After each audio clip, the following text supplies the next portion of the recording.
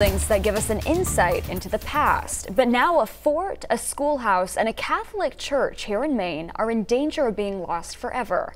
Why? Because they've been included on a list of endangered historic buildings. News Center Maine's David Guilford shows us these structures and talks with people trying to give them a new lease on life.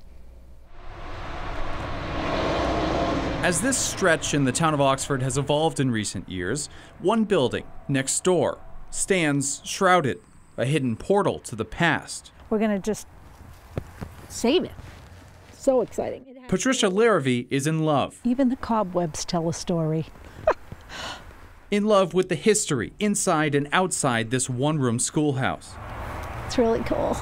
Cool because it was built in 1867, 2 years after the Civil War. Some of the old square-type nails that still exist. But time has come for this building, too, at least the plot upon which it sits. The family who owns the land is selling, but gave the schoolhouse to the Historical Society, where Larrivee is president. All this land is being sold and, redeveloped, to improve, and to support revitalization of the town. But it's also important for us to not forget our history. To preserve it, a firm has agreed to move the building across town near the current elementary school. All Larrivee needs to do is raise $25,000. She's a third of the way there. Oh, it's great. In Auburn, Brad Miller is dealing with a different issue. Behind me is a St. Louis church, which was built in 1915.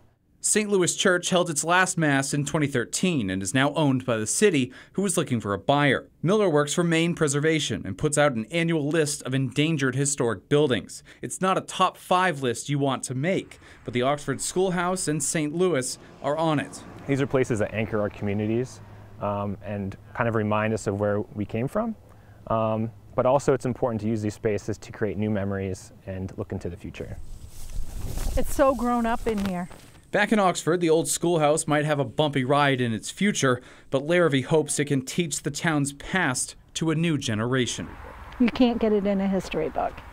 David Guilford, News Center, Maine.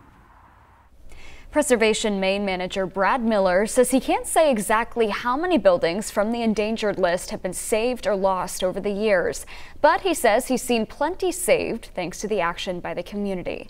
At the same time, he says there is always room for improvement.